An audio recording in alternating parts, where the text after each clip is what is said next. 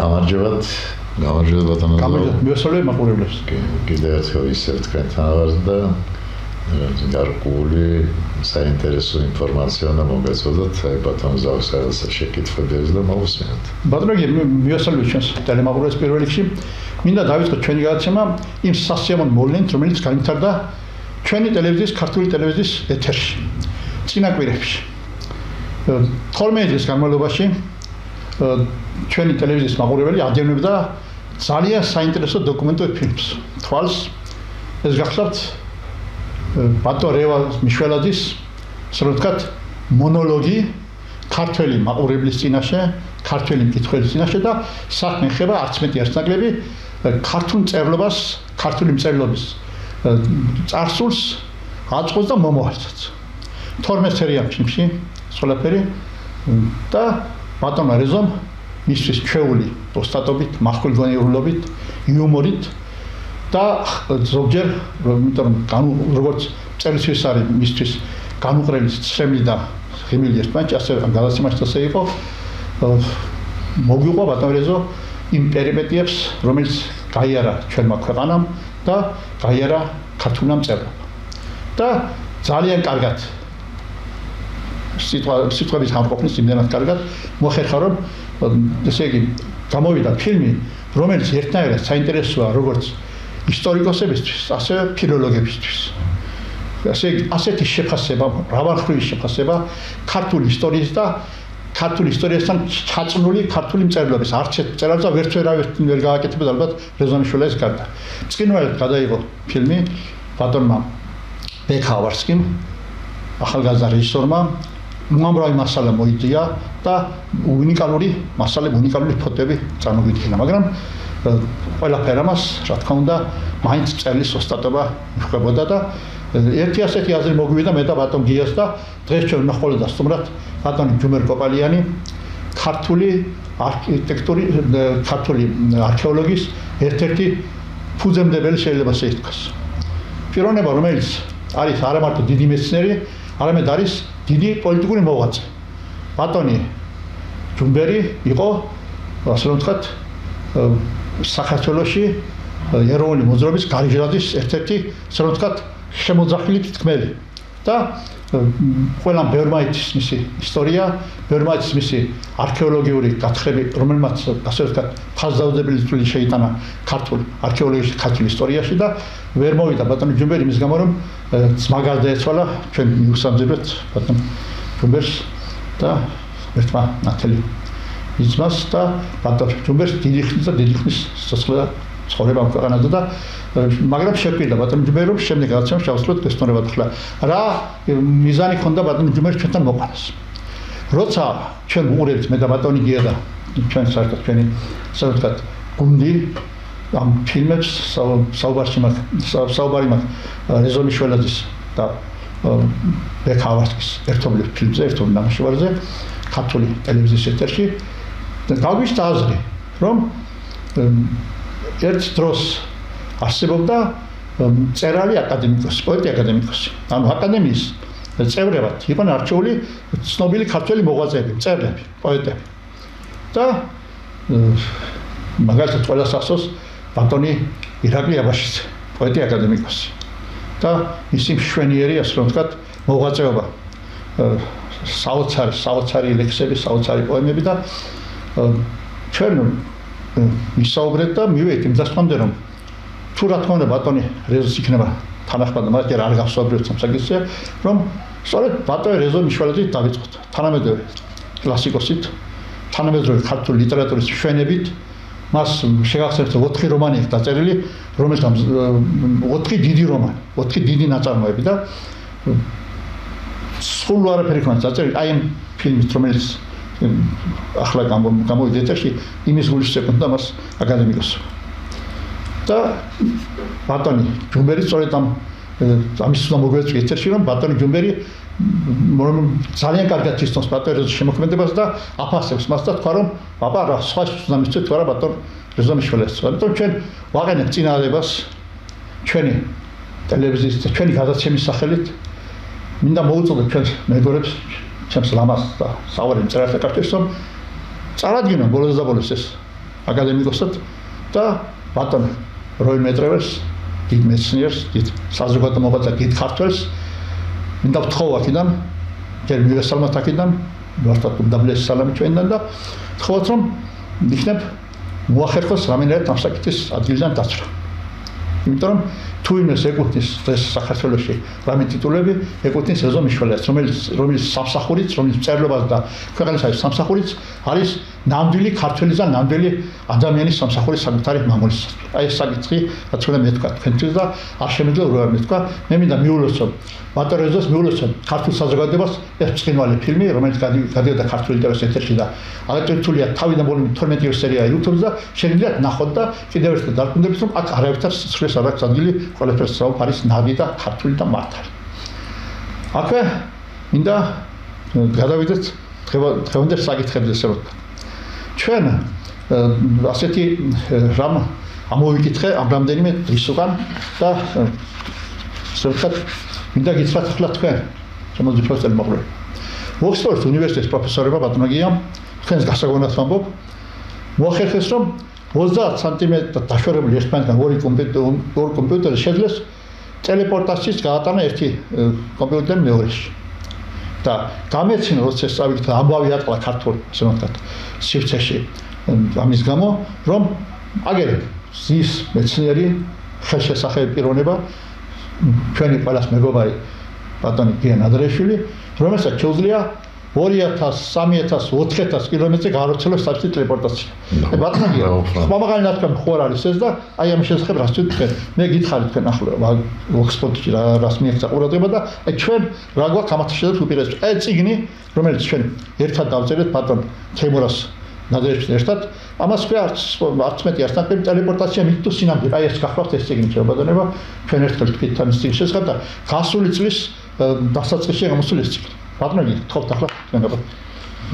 პირველ რიგში ალბათ სამწუხაროდ არ შემიძლია რომ არა ვთქვა, რომ ესეთი პიროვნება როგორც იყო გენიალური პიროვნება თავის დროისთვის ეინშტეინი, ალბერტ ეინშტეინი გამოიტანა რაღაც გარკვეული დასკვნა, რომ მთელი სამყარო უდრის თქვა აი ამ რაღაცა გარკვეულ თავისას, რომელსაც ქვია ჭეშმარიტობის ეს კანონი და სულაიცის ეს არის e უდრის mc კვადრატში და ვითომ აქედან იწყება მთელი ფორმულა მთელი ისე ვთქვათ სამყაროს კანონები. დღეს უკვე ერთი ძალიან ბევრი მეცნიერი ამბობს რომ აქ რაღაცა გარკვეული შეცდომა იყო. ეინშტეინს კი არ უნდა ძალიან კვანტური მექანიკის განვითარება პრინციპში წინააღმდეგი იყო, მაგრამ რაღაცა გარკვეულ ეტაპზე მიხვდა რომ ეს გზა აუცილებლად მეცნიერები გაივლიან და პრინციპში ესეთი სერიოზული ცუდი რამე არ ვთქვა. მაგრამ ფაქტია რომ იმის მერე 100 წელიწადი გავიდა და კვანტური მექანიკა წავიდა წინ. და ისე ვიხსენებ აი ამ ძალიან სერიოზულ მეცნიერს, ეს იყო ერვინ შროდინგერი, თავარი თქვა კვანტური მექანიკის კი ბორის იყო სერიოზული მეცნიერი, რომელიც ძალიან დიდი ესე ვთქვათ ნაწილი თავისი თქვა შრომის ჩადო ამ მიმართულებაში. და ბორი და ეინშტეინი სულ გამაფობდნენ ამ თემაზე, მაგრამ რატომ გავიხსენე ეინშტეინი? სამწუხაროდ ეს მაგისი ფორმულა გამოიწვია ესეთი უარყოფითი მომენტი.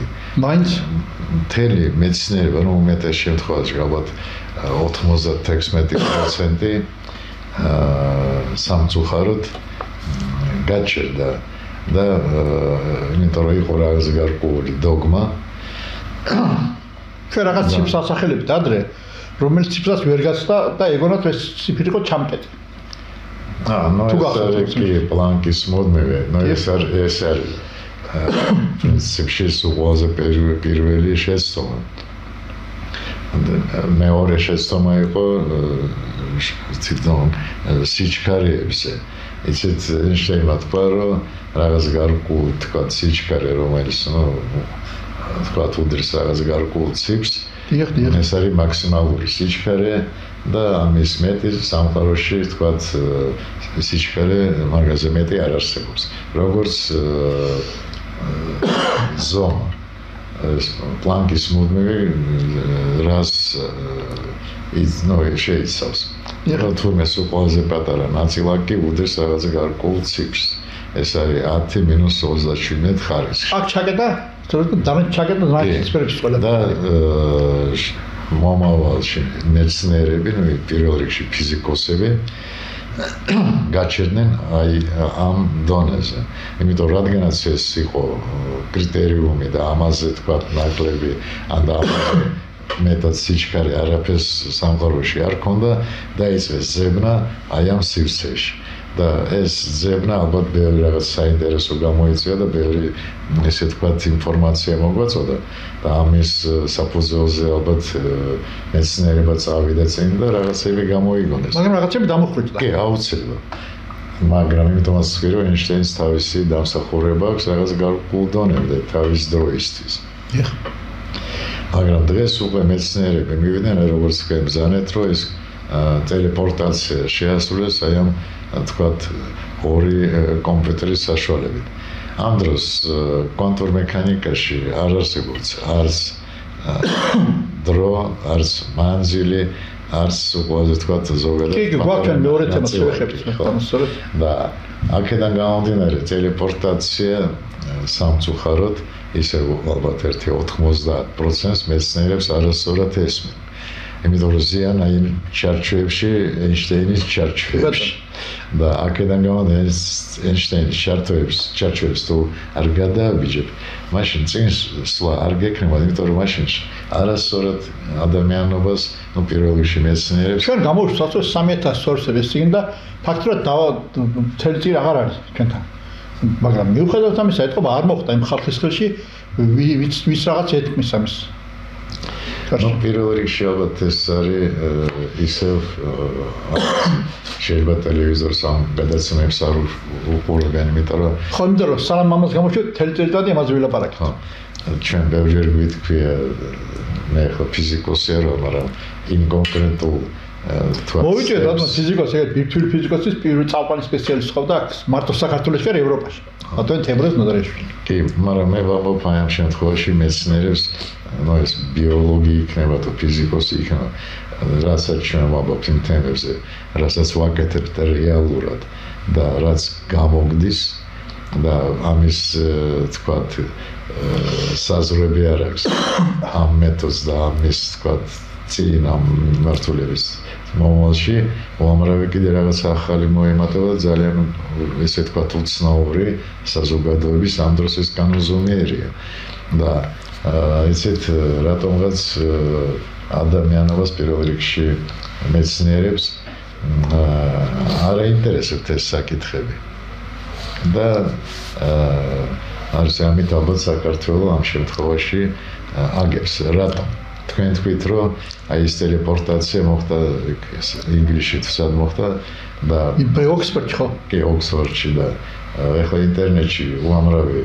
ინფორმაცია არის დევს მსგავსი ტელეპორტაციის მსგავსი ექსპერიმენტები არის გაკეთებული სხვადასხვა ქვეყანაში. მე ჩემი თვალით თქვენი ექსპერიმენტი, როცა აქედან არ დავასახლებ ქალაქს ახლა 2300 კილომეტრს მოშორებით ქალაქში თქვენ შეძლით ხორბალზე ტელეპორტაციის გამოცდა. მე ამოვირჩიე ხორბალი, იმიტომ რომ ერთ-ერთი დროში უცებ იწყებს მაგის და რომ ვთქვა ერთ კვირაში, ორ კვირაში გვენახა სხვაობა. და სხვაობა იყო 2.5 სამჯერ მეტი, ხო? კი, მაგრამ ეს იცით ეს კიდე გასავლელი გზა არის. უაუხსათ ახლა მაურებს, ეგ იყო ხორბალი ერთი აქეთ ეთესა, მეორე იქით ეთესა. ერთი ერთ პირობებში. ერთი აწარმოეთ თქვენ აქედან გაკეთებული ტელეპორტაციას, მეორეზე არ აწარმოებთ. კი. ერთი გაიზარდა, გაიფურჩქნა, გამრავლდა, გაღვივდა სწორედ და მეორე ისე რა. როგორც უნდა ჩვეულებრივ და ეს აჯობა სულ ყოველთვის. მაგრამ თვითონ ეს ფაქტი ძალიან საინტერესო არის, იცით, გამოდის, მე აღარ ვამბობ ტელეპორტაციაზე, მე ვამბობ თვითონ ფენომენზე, რომ ის ხორბალი, რომელზეც გავაკეთე, ესე თქვა, ზემოქმედება, აქედან თბილისიდან, სახლიდან, არა მარტო გაასწრო, თქვა, სიმაღლეში, წონაში, არამედ უფრო დიდხანს იცოცხლა პრაქტიკულად ორჯერ. იცით, მაგას ხო თავისი პერიოდი აქვს, რაღაცა და ჩვენ მივიღეთ შედეგი, რომ ბევრად უფრო დიდხანს, ესე ვთქვათ, იყო ჯანმრთელი, ძლიერი. ერთი რამ მოვაკითხოთ, არ გიახმეთ მე. აი ჩვენ ახლა რაც თავი მახსოვს ბოლო 3-4 თვეა საუბრობთ შავიზღვის გაწმენდას. აი ერთი კლიმატმა დაგვისვა შეკითხვა. მაინც კლიმატ უძახეს ადამიანებს, რომელიც კარგ შეკითხვას გვისამეხულმე, რომ აი შეძლებს თორ ნადარეშვილი ტელეპორტაციის საშუალებით აი შავ ზღვაზე პროცესების ან შეჩერებას ან დაჩქარებას აშენებთ. პირდაპირ აინტერესებთ ქერჩის პროცესი. ძალიან რთული, ესე ვთქვათ, საკითხია და ძალიან ჩემთვის რთულია მაგაზე პასუხის მოცემა. თეორიულად კი შეიძლება, მაგრამ მაგისთვის ალბათ სერიოზული შრომა დამჭირდება. მე ვთქვი პასუხი ჩემი ასეთი იყო, რომ ეს რომ ნადარეშვილმა გააკეთოს ამ თქვას ტელეკამერებთან, შეიძლება საღამომდე ვეღარ მიაღწიოს. თუ არის ამის შესაძლებლობა, ხო? ეცეთ რა, ნუ შავ ზღვის გამო შეიძლება არაფერი ესეთი ცუდი არ მოხდეს ხორბალზე. შავ ზღვის არა, მაგრამ ახლა მაშინ ამ ლოგიკით თქვენ შეგიძლიათ ნებისმიერი ადამიანი სახელიდან გაუსვლათ, წააღწიოთ თავის კაბინეტში. აი ამას გეუბნებით ეს გადაცემაში მე ვთქვი, რომ კვანტური მექანიკა მოვიდა, თვითონ დრო მოიტანა და უამრავი, ესე ვთქვათ, დადებითი მოიტანა და კიდე მოიტანს, მაგრამ ისიც ვთქვი, რომ კვანტური მექანიკა ადამიანობას დაღუპავს. იმიტომ რომ დღეს ადამიანობა მუშაობს, ახალ კომპიუტერებს იგონებენ, ახალ ტექნოლოგიებს და როგორც ახლა ამ შემთხვევაში მე იგივე თქვა აი ტელეპორტაცია მიაღწიეს რაღაცა დონემდე, ხვალ ეს ალბათ უფრო შედეგიანი იქნება, უფრო მეც გააკეთებენ და მე ალბათ მივლენ იმ ხო, მაგრამ მე ვითვალისწინებ თქვით. რაც ზუსტად თქვენ მე პირველ რიგში სარგებლობა და ვამბობ, რომ თქვენ ხართ პირველ რიგში მორწმუნე, ქრისტიანი ადამიანი, რომელიც არ გაცდება იმ ზღვარს, რასაც არ უნდა გასცეს ქრისტიანი ადამიანი. მე ისიც ვთქვი და წინშეც დავწერეთ ჩვენ ამ შესახებ, რომ აუცილებელია სასულიერო პირი, რომელიც ხელმძღვანელობს ამ ექსპერიმენტებს, რომელსაც ჩვენ ჩავატარებთ, ასე ვთქვათ, ტელეპორტაციის მმართველობით, რომ არ წაგვიცეს ხელი. აქ ძალიან საინტერესო თემა არის, თქვენ ახლა თქვით შავ ზღვაზე. მაგრამ როდესაც აკეთებ მსგავს ცდებს და აკეთებ იმ რაღაც გარკვეული ენერგიით, ვიბრაციებით, ტალღებით, რომელიც ასრულებენ აი ამ ფუნქციას, გესმის, რომ შენ პირდაპირ კავშირში შედიხარ რაღაც გარკვეულ იდეასთან, რომელიც იწვევს აი ამ პროცესებს. ესე დავარქვათ დადებიც, ალბათ შეიძლება უარყოფით ის გამოიწვიოს, მაგრამ როდესაც ეს შედეგს ღებულობ, გესმის და სხვანაირად მაგას ვერ ახსნი, რომ ეს კავშირში რაღაც გარკვეულ დიდ იდეას და აქედან გამომდინარე ეს ხორბალი იქნება თუ სხვა რამე მნიშვნელობა არ აქვს, სულ ყველაფერზე შეიძლება ისე ვთქვათ იმოქმედო აი ამ ტალღების საშუალებით. მაგრამ თვითონ ტალღა ვერაფერს ვერ გააკეთებს თუ მატარებელი არ არის იდეის. და იდეა ხო ჩაძდეს. ვიღაცა ხო ჩადო და აქედან გამომდინარე ვიღაცა უნდა მიიტანოს. არა, უკვე ჩადებულია. კი. წინასწარ ეს სამყაროში სულ ყველაფერი უკვე ცნობილია. რაც დღეს ხდება, ხვალ მოხდება, ეს კანონზომიერება არის. იცით, იმიტომ რომ რადგანაც კვანტურ მექანიკაში არ არსებობს დრო, მანძილი, აქედან გამომდინარე მაგას ჩვენ შევეხეთ, რადგან მე ამოვწერე ასეთი რაღაც ახლა არ მიყვარს რომ მევსამართები, რაც ვერ იმახსოვრ ხომ ისეთი გვარები რაღაცები, რომ აი ასეთ რამ წავიკითხე, საკმაოდ კარგი მეცნიერი ნაშრომი იყო, რომ სხვაობა წარსულსა და მომავალ შორის არ არსებობს. და არ ყოფილა ეს სურეის უნივერსიტეტი და მისმა ფიზიკოსებმა ახლა გვარებს ტომას გაფი მეორე ინდური გვარია და ცოტა მინჭის წარმოთქვა მაგრამ ვეცდები წაიკითხოთ ჩინტა პალტი უმანშარ შაქრი აი ესეთი და ანდრია პოკო აღმოაჩინეს რომ დრო კვანტურ მექანიკაში უკან ისევე სწრაფად მოძრაობს როგორც წინ აი გაუგნებული დავშ ისო წავიკითხე ხო ამას ასეშნავს რომ დრო ადამიანს შეუძლია მართოს აი ამას თქვენ როგორ უყურებთ ამას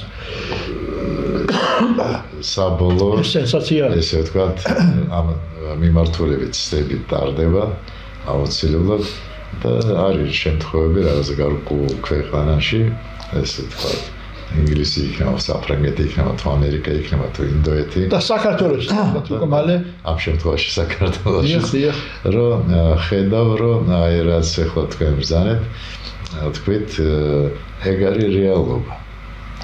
ეგ არის რეალობა იმიტომ რომ არ არსებობს იცით დრო სინამდვილეში დრო არის ჩვენი მოგონილი ფაქტორი ადამიანების იმიტომ რომ არსებობს დღე ღამე ხო მაგრამ ბატონო ესე იგი დრო რაც ესე იგი წინ მიდის იგივე შეგვიძლია უკან დაბრუნდეს იგივე სამბობენ ეს მეცნიერები ასეთ რამეს აუცილებლად ანუ რა გამოდის ესე იგი შეგვიძლია უკან დავაბრუნოთ დღეს რო ორშაბათია და ხუთშაბათია წინა კვირის ხუთშაბათი და ასე უხეშად რო ვთქვათ ნო ეს ალბათ ილუზიებია ზოგადად ჩვენ კი არა ფიზიკოსები რომ დროს ესე ვთქვათ და სიჩქარეს კოსმოსში არ არსებობს კი ეს არნიშნავს რომ ჩვენ შევძლებთ აი ეს ყველაფრის ვთქვათ გადატანა უკან ეგ თუ მოხდა ადამიანობა აღარ იქნება იცით რა საინტერესო ფაქტორია მთელი დედამიწას მთელი კოსმოსს აქვს რაღაცა გარკვეული კანონზომიერი გზა და აი ამ გზით მიდის ეს ყველაფერი რაც ჩვენს გარშემო ხდება და ჩვენ თუ შევცვალეთ აი ეს გზა მიმართულებით და წავიყვანეთ უკან იმავე თქვათ პრინციპით ხოლოდ მე უკანა მხრივ უკანა ხო გასაგები მაგრამ ეს ფიზიკოსები არიან სწავლი ფიზიკოსები ცნობილი ფიზიკოსები კი მაგრამ მაშინ ადამიანობა როგორც წარმოიქმნა ხო აი ამ პრინციპით წარმოიქმნა ჩვენ უკარო წავიყვანეთ მაშინ ადამიანობა უნდა მოხდეს ვთქვათ განადგურდეს და დაიწყება ახალი ფორმის სიცოცხლე და ეს რატომ თქვი ეს ყველაფერი ამას ძალიან დიდი ისე ვთქვათ ფილოსოფიური და პრაქტიკული ძალა დევს ამის უკან და თუ ეს დრო ზოგადად ფიზიკოსებმა შეისწავლეს ეს მიმართულება რომ დააბრუნონ ეს უკან ეს შეიძლება გამოიწვიოს სასწაული უარყოფითი ფენომენი თავისთავად კი ბატონო მაგასო მაგრამ თეორიულად და პრაქტიკულად რაღაცა გარკვეული ცდები ტარდება და რაღაცა პროცენტულად ესე ვთქვათ გამოზდით მაგრამ მაგის ესე ვთქვათ გაძლიერება ამ ფენომენის ძალიან სახიფათოა როგორც ეს და შეუძლებელი მგონი ხო წარმოიდგინოთ და რამდენიმე თვით უკან დაბრუნება ყველა ადამიანი რომლებიც აღარ არიან ცოცხლები და უშუალოდ ხო უცებდება ადამიანს ცოცხლებს ის უნდა გააცოცხლოს რაღაც გაცვლება სხვა ვიღაცა შეუძლია ეს ისე კვანტური მექანიკა ამბობს და ფაქტებსაც ადევს თავისი ექსპერიმენტებიდან გამომდინარე რომ ადამიანი ესე ვთქვათ არ გვხვდება მაგის სული რჩება ეგ მაგის იმედი ყველას გვაქვს ახლა აი ნახეთ რა საინტერესო თემა არის თვითონ ნებისმიერი ადამიანი იქნება ზოგოთ ეს ზიგოტას მიხედვით ხო ზიგოტა წარმოიქმნება და შიგნით დევს მთელი ეს ინფორმაცია საიდანაც კი ყველაფერი აბსოლუტურად ყველაფერი დიახ მემანების კი ყალიბდება ადამიანი მაგრამ იმ ზიგოტაში ინფორმაცია ვიმის რომ ეს ზიგოტა თუ აძლევს მე ინფორმაციას დანარჩენ უჯრედებს აი ამ თქვა გამრავლების დროს ამ უჯრედების ვინ ჩადო ეს ინფორმაცია რომ ზოგადად გიენა დერეშის უნდა კონდეს ორი ხელი ერთი მარცხენა მეორე მარჯვენა ეს ორი თვალი ეს ვიღაცა ხო ეს ინფორმაცია ჩადო ეს ჩადო უზენაეს უზანეისმა და მაგრამ ჩვენ აი ამ სიტუაციაში მოვდივართ იქ როგორც ინფორმაცია როგორც ივანე თორცე მე-16-8-ში წერია რომ მამიდან მოვიდა მამასთან მივდივარ. აი ეს ჩატია ესო მორი მაშინ მეწვარ. აუცილებლად. იცით მაგრამ ახლა გამოდის ეს საიმეცნიერი და ამბობენ რომ დროს არაფერი მნიშვნელობა არ აქვს. არა, როგორ არ აქვს. ასე ამბობენ. არა. იცით რა, აი ამ ციკლების გამო, აი ესე დავბრუნდეთ აი ციკლის ხო დედამიწას, აქვს თავისი რაღაც გარკვეული კანონზომიერი გზა, რომელსაც კოსმოსში გადის. ეგ რო არ ყოფილიყო ეს კანონზომიერი გზა, ადამიანობა არ იქნება, სიცოცხლე არ იქნება. თავისთავად, განვითარება რო არ ყოფილიყო. შექმნა ის რაც ჩვენ დღეს ვართ. და აქედან გამომდინარე, დროსაც თავისი დატვირთვა აქვს და თავისი ისე თქვათ აუცილებლობა. იმიტომ რომ დროც შეიცავს რაღაც გარკვეულ ინფორმაციას. თავისთავად და ჩვენ თუ ლაპარაკობთ რომ დრო არ არსებობს, ეს ლაპარაკი მიდის ზოგადად სამყაროზე. და ესე როგორ ახსნათ ეს სამი ფიზიკოსი, რომელიც გამწარებული ამტკიცებენ ამას. რომ თეორიულად მიდიხარ კვანტურ მექანიკაში უკან ისე სწრაფად მოძრაობს როგორც წინ, დრო. ეს არის კვანტური მექანიკა. კვანტური მექანიკა კიდე არის ესე ვთქვათ სამყარო. დიახ. და ამ სამყაროში არსებობს სხვადასხვა მიმართულებით, ხო? კვანტური მექანიკის პირველად მე მითო დამიტრიეს რომ ეს არის, ესე იგი ადამიანი მიყავს ღმერთთან. ამით არის ჩემი ყველა საინტერესო. სულ ყველაზე ესე ვთქვათ ცნობილი მეცნიერი იმ აზრამდე მივიდა რომ სულაფერი მიდის ღმერთთან. კი. და ეს ამას მეორე აზრი არ აქვს. არ არსებობს და აქედან გამომდინარე ზოგადად მე რო არ ვერევი პოლიტიკაში და რო უყურე პოლიტიკაში ხალხს რომელიც ესე ვთქვათ დარწმუნებულია რომ რასაც ლაპარაკობს ეს არის ჭეშმარიტი მარტო ის არის ჭეშმარიტება კი იცი მეგვირს იცით იმიტომ რომ ამ ადამიანმა ზოგადად რასაც ამბობს მე ხო მოქმედებს ისე და იმ თავისი მოქმედებით რას აკეთებს არ ეშინია როდესაც და ბოლოს ნორმალურად მიაჩნდა ასეთი ადამიანი რომ მისი ნათქვამია მხოლოდ ჭეშმარიტება და სხვა არაფერი თქვენ რა სიტყვით ამის შესახებ ნუ ეს არის როგორც ექიმი ასე კიდე ექიმის სფეროც არის პრესობის ზოგადად ამ კაცს რაღაც გარკვეული კურნალობა ჭირდება ხო და სამწუხაროდ პოლიტიკოსებს ასეთ პოლიტიკოსებს არის კურნალობა ჭირდება რატომ ის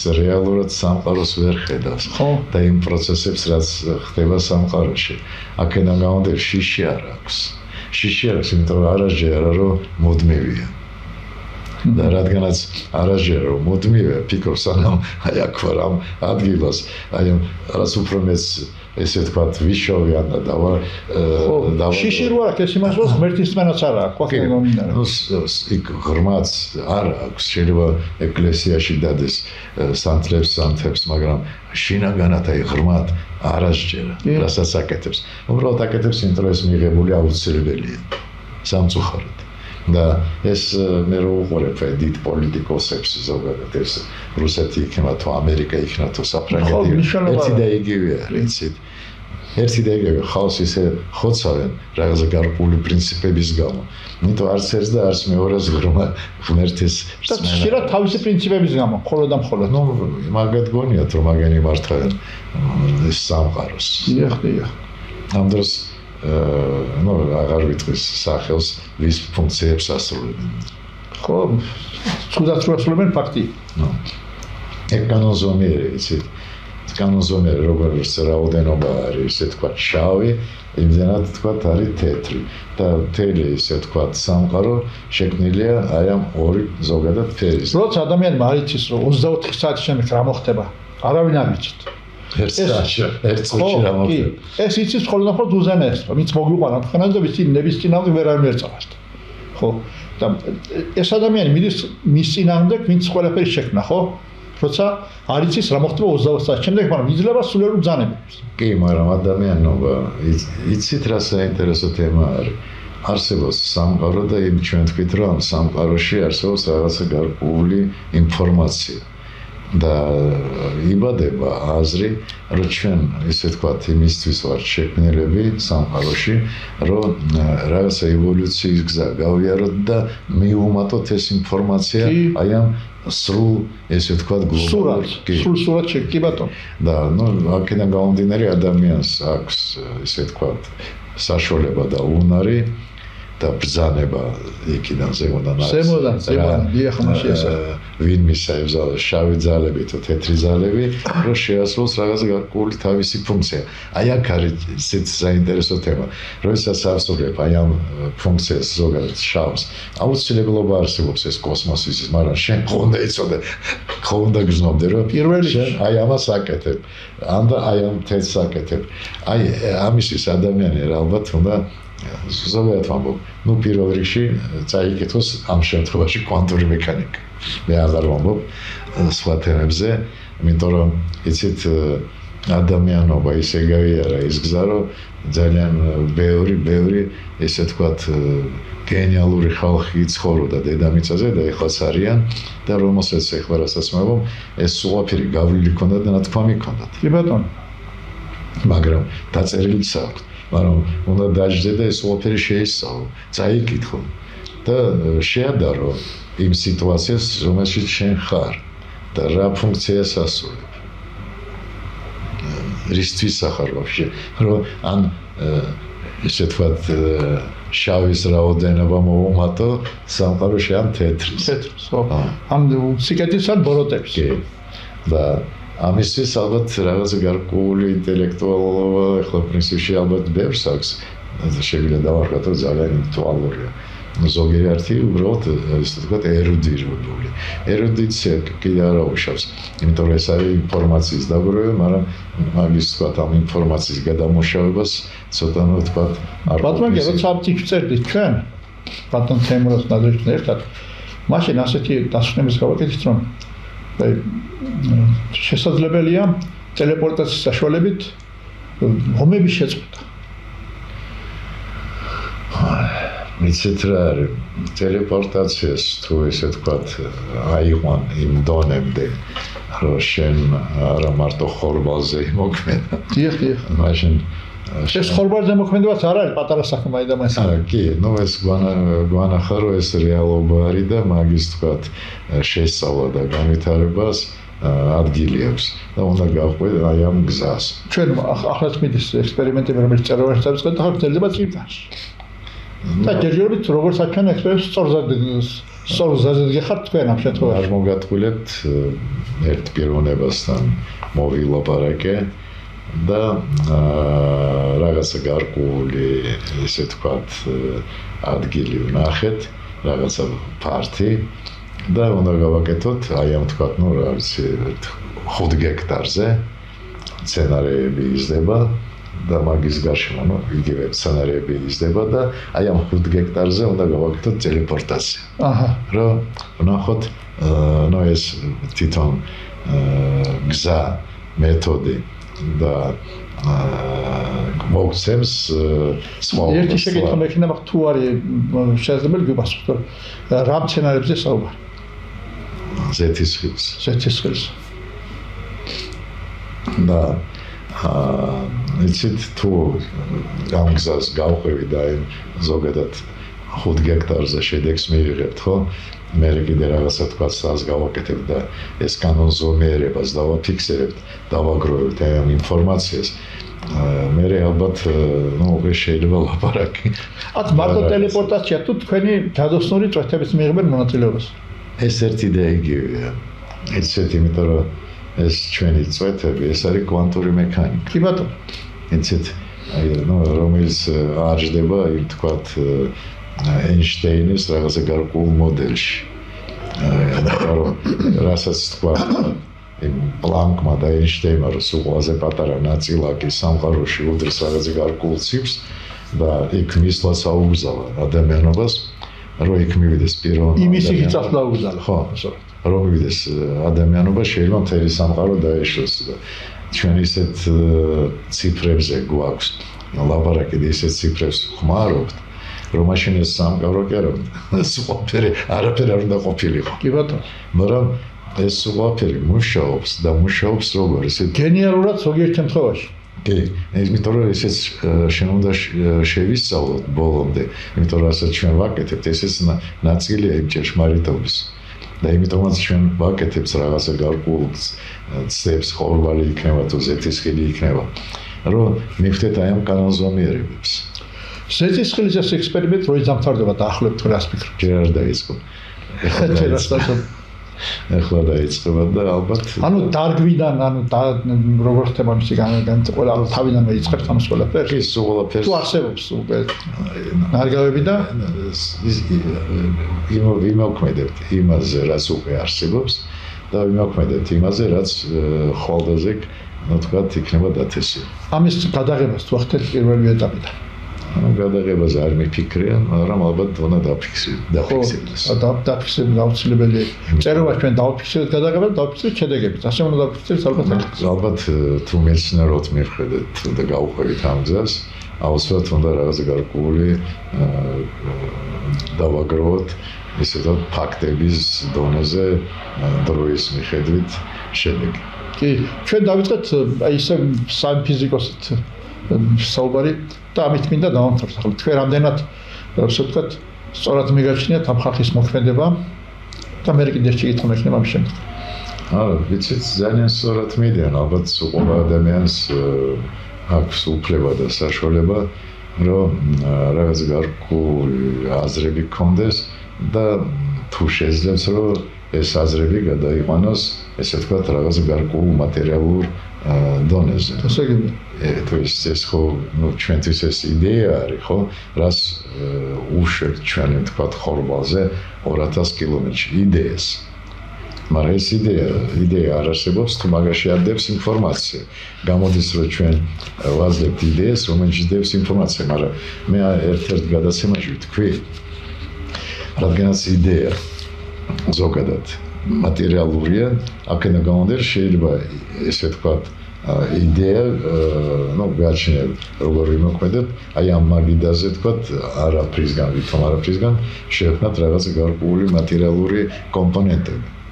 ეს იქნება კალციუმი, ნატრიუმი, თუ მაგათი ვთქვათ, კომბინაცია მნიშვნელობა არ აქვს.